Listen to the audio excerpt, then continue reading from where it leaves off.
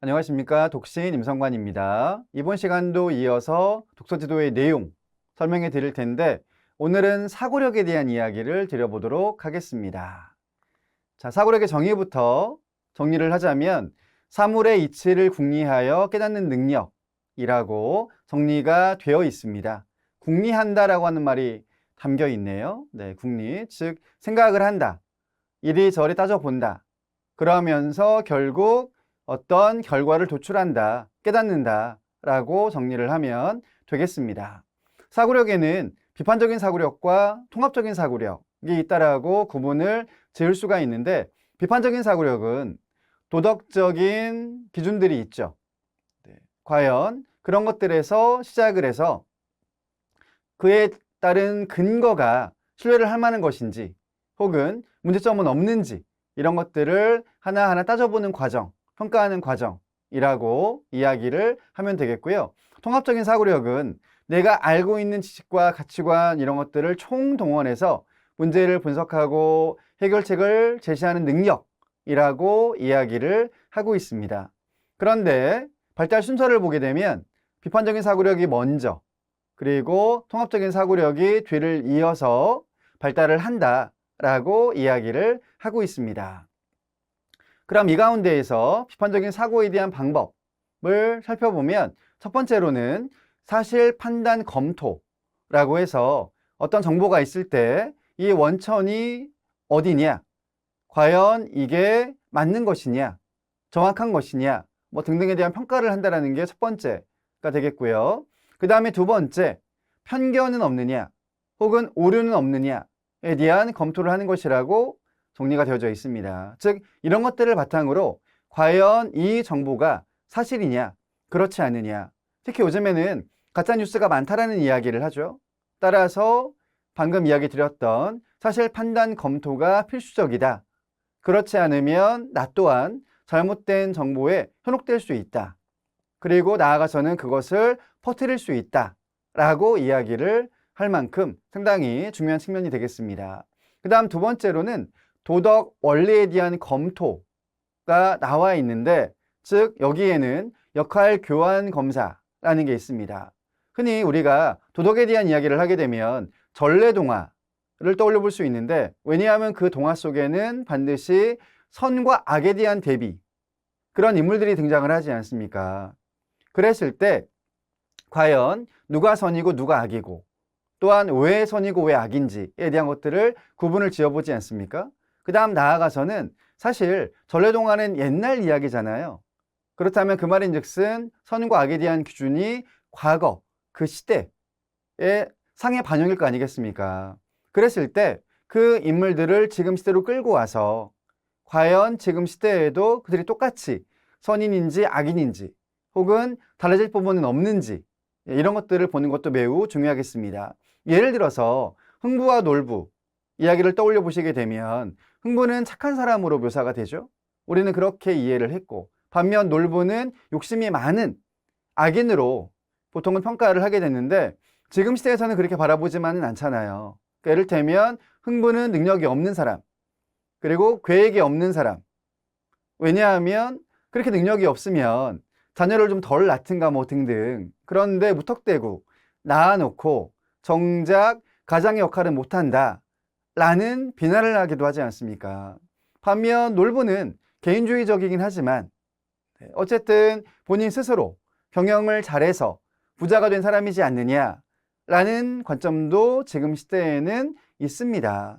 따라서 이와 같이 과거에 그런 시대상에 따른 선과 악에 대한 측면들을 현 시대로 가지고 와서도 한번 검토를 해보는 것이 필요하다라는 맥락이 되겠고요. 그 다음에 나아가서는 도덕 원리 검토에서 보편화 결과 검사에 대한 부분들도 있습니다. 즉 보편성에 비추어 봤을 때 이 원리가 도덕적으로 타당하냐, 인정을 받을 만하냐 라는 부분들을 보라는 이야기를 하고 있는 겁니다.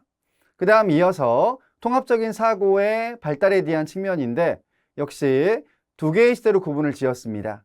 즉 1단계, 2단계라고도 이야기를 하면 되겠는데 가장 먼저 통합적인 사고가 발달하는 시기는 13세에서 15세 사이라고 이야기를 합니다. 그러면 우리나라에서는 초등 6학년부터 중학생 시기, 정도라고 이야기를 하면 되겠습니다. 그때는 되어야 통합적인 사고가 발달을 한다라고 이야기를 하는데, 이 내용을 제가 좀 다르게 설명을 드리자면, 워낙에 저도 독서에 대한 연구를 하고 강의를 하는 사람이다 보니 강의를 나가서 학부모님들을 만나면 정말 많은 질문들을 받거든요. 그 중에 한 가지가 무엇이냐면, 우리 아이들 토론, 논술 언제부터 시작을 해야 될까요? 라는 질문입니다. 그러면 저는 늘 똑같이 그 토론과 논술에 대한 지도 수업들은 초등 고학년 때부터 시작을 해주세요 라고 이야기를 합니다. 물론 발달에는 개인차가 분명히 있습니다. 하지만 그래도 보편성이라고 하는 게 있잖아요. 즉 대부분의 사람들이 그 시기쯤은 되어야 발달을 한다라는 이야기인데, 토론과 논술을 하려면 사고력이라고 하는 측면이 분화가 돼야 됩니다. 그런데 그게 분화되는 시기가 보통 초등 고학년 시기, 4학년 이상이라고 이야기를 하거든요. 따라서 저학년 때에는 다양한 책 읽고 활동도 하면서 독서에 대한 흥미, 그리고 습관을 들이는데 중점을 두고, 고학년 시기가 되면서부터 이제 그동안 쌓아놓은 많은 지식과 정보, 경험들을 바탕으로 토론, 논술을 시작해 보세요 라고 이야기를 합니다. 그렇게 사고력을 조금씩 발전을 시키다 보면 결국 통합적인 사고의 단계로까지 이어지겠죠. 나이를 보게 되면 13세, 15세니까 한 6학년 중학생이라고 이야기를 드렸죠. 그래서 앞에 누적이 된 결과들이 결국엔 통합적인 사고까지 발달을 시킬 것이다 라고 설명을 드리는 거고요. 그 다음 제2시대를 보시게 되면 16세 이후, 이때는 또 뇌 여러 부분들 가운데에서 후두엽이 발달한 시기라고 이야기를 합니다. 즉 그 말인즉슨 후두엽이 발달을 해야 통합적인 사고도 완벽하게 할 수 있다라는 이야기입니다. 결국 정리를 하자면 다 때가 있다라는 이야기 앞서 드린 적이 있죠. 근데 시간이 흐르면 어느 부분은 자연스럽게 발달을 한다. 그런데 그때 정말 이 역량이 최고조에 달하려면 앞서 사전 작업들이 이루어질 필요가 있다라는 이야기를 드린 겁니다. 자, 종합을 해보겠습니다. 통합적인 사고는 제1, 제2로 나누어서 두 번 발달을 하게 되는데, 제1시대는 13에서 15세 사이, 제2시대는 16세 이후, 즉 고등학교 이후라고 이야기를 하면 되겠습니다. 자, 그렇다면 통합적인 사고력은 어떻게 기르는 게 좋겠는가에 대한 방안인데요. 첫 번째는 내용 파악을 하면서 동시에 분석 또한 제대로 이루어질 필요가 있겠습니다. 내용 파악이 상당히 어려운 거 알고 계시죠? 실제로. 특히나 긴 글을 주었을 때 내용 파악을 못한 학생들이 굉장히 많이 있습니다. 그렇다면 할 수 없이 분량을 쪼개서, 왜 우리 학교에서 교과서로 어떤 수업을 받을 때도 보게 되면 한 편에 글이 있습니다. 그런데 글의 그 단위를 쪼개면 문단, 더 쪼개면 문장, 마저 쪼개면 단어가 나오지 않습니까? 그래서 제가 항상 글을 읽고 내용을 파악하여 이해하는 단계는 단어를 많이 아는 것, 그 다음 문장, 그런 다음에 문단, 그리고 전체 글이라고 이야기 드리지 않았습니까? 따라서 전체 글을 읽고 한 번에 내용 파악을 하는 게 어려운 사람이라고 한다면 문단을 쪼개서 각 문단마다의 중심 문장을 찾고, 그런 다음에 그런 것들을 다 더해서 종합을 하게 되면 전체의 주제가 나오는 거지 않습니까? 그런데 만약에 그 또한 안 된다. 그러면 문장부터, 그것도 이제 어려우면 단어부터.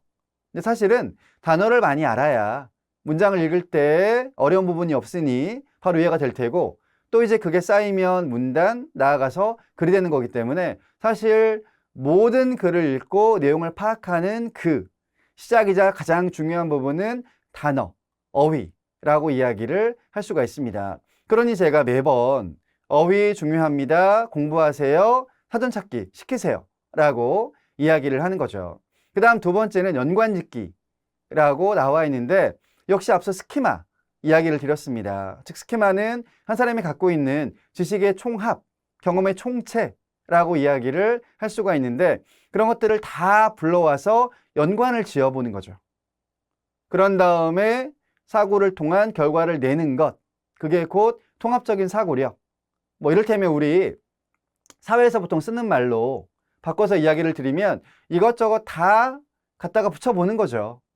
즉 A도 한번 연결을 시켜보고 B도 한번 떠올려보고 C는 어떨까 이리저리 궁리를 해보는 거예요.